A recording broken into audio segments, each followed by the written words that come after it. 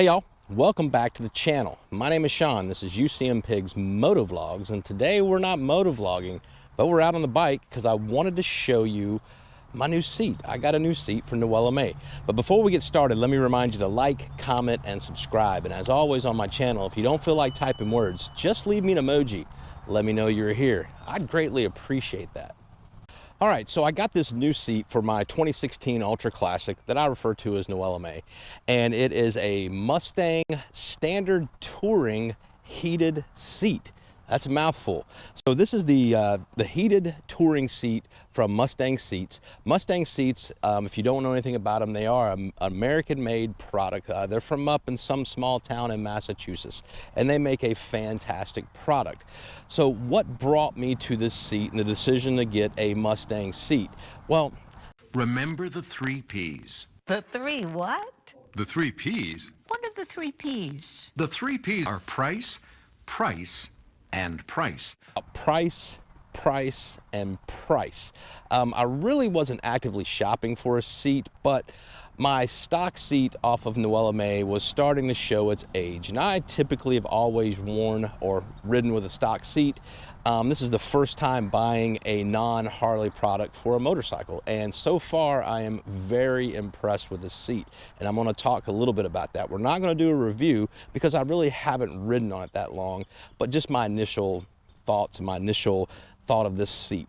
So getting back to my old seat, so I'll put a picture in here, and basically it was starting to crack, it was starting to break down, and if you've ridden on Harley stock seats for a while, you know they're not made very well. The foam is not very dense, it breaks down over time. You start bottoming out and it just gets very uncomfortable. So I've just been looking for a seat. Well, I didn't buy this one brand new. But it is gently used. I found this one on Facebook Marketplace, and the guy I got it from had it on his bike for, I want to say, less than 100 miles. I mean, it is brand new. There's absolutely nothing wrong with it. I'm super stoked about it. So I went to Mustang's website to get a little more information on the seat. And it appears this seat retails for over $1,000. I think it's $1,024 to be exact.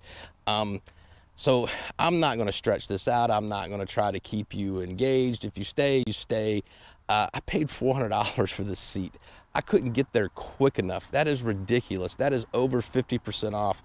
And I asked the guy, I said, do you know what you got? And he's like, yeah, I just want to get rid of it. So I'm your huckleberry. So let's talk about the seat. So this seat, as I said, is the standard touring seat. It is not the deluxe model that sets you back further. And honestly, I don't think I would have liked that. I'm not a tall guy, but I do have a long inseam, and I'm fine to sit flat-footed and almost flat-footed with this new seat on. I can tell a difference. I am up a couple more inches because of my vision over my windshield. I can definitely tell a big difference. And that was the main reason he got rid of it. He's a little shorter than me. He said he just didn't feel comfortable with the bike, and that's why he got rid of it. But it is the standard seating position. The foam is super, super dense.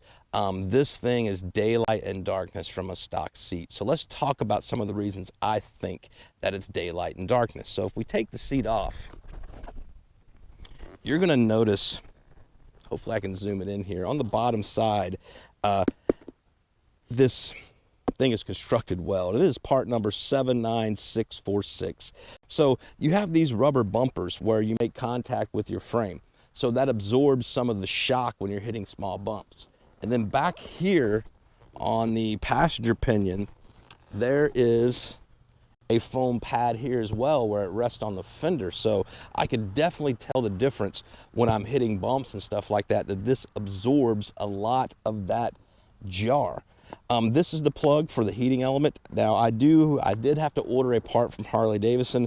This is designed to plug into your existing 12-volt auxiliary plug somewhere under your seat. It's based on your year model. On Noella May, because she's a 2016, it is on the left-hand side here where, I think it's below the 50 amp main fuse. So I'm gonna have to get this pigtail. It plugs in there. I'll fish it in to right here in front of my battery, and then that way I can plug this, Harley plug and play connector right into that pigtail. I believe 17 and above, it is on your right side, and I think down around 08 and stuff like that, there's actually one right in front of the battery. Search your bike for more details on that. So pretty simple installation. We're not here to do an install video. We're here just to talk about it. That's how you install a seat. You put a screw in the back, done. So a few more details about this seat.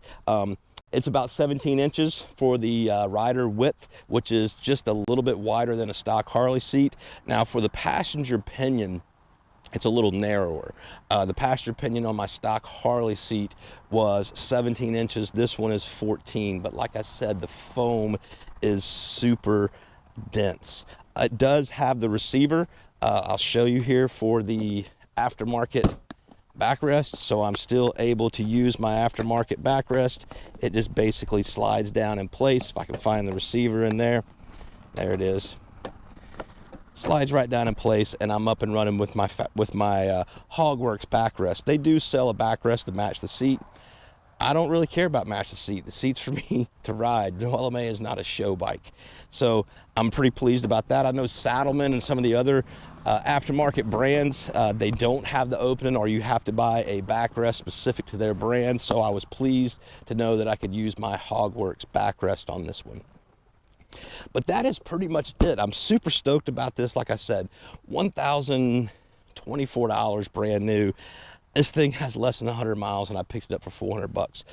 Here on the side, you have your heated switches. I don't know if you can see down here in frame. Go ahead and lift the seat off. So you have a heat control for the rider, high and low. And then you have a heat control for the passenger, high and low. So they can reach forward to adjust their heat, or you can reach down. And I like that it's on the left-hand side because that hand is usually free.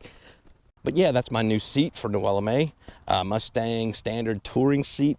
I'm pretty excited to put some miles in this thing, so we'll see how it rides this winter, but I'm super excited about the deal. So that's pretty much it, all I got for this week. We'll do a long-term review on this seat after I lay some miles on it. I hope you guys enjoyed. Do you go out and search Facebook Marketplace and Craigslist? I do it all the time. If I'm looking for parts, especially right now, we just came across this 120 anniversary year. A lot of people are going to be trading in their bikes, and they'll strip some of their aftermarket parts off of them because they know they're not going to get anything on trade-in. And then they'll try to sell them maybe on Facebook Marketplace, Craigslist, OfferUp, so forth and so on. So be sure and check those when you're looking for things like seats, bars. I don't know about lighting. Some people might try to do some lighting, but it is a go-to for me. So I guess the question for you is, have you ever gone and done that? Let me know in the comments. I greatly appreciate it. So that's it for this week. I hope you guys enjoyed. I hope you have a fantastic rest of your week, and I hope you have a great weekend. And until we talk again, you guys be careful. You guys be safe. Always keep your shiny side up, and we'll talk to you next time.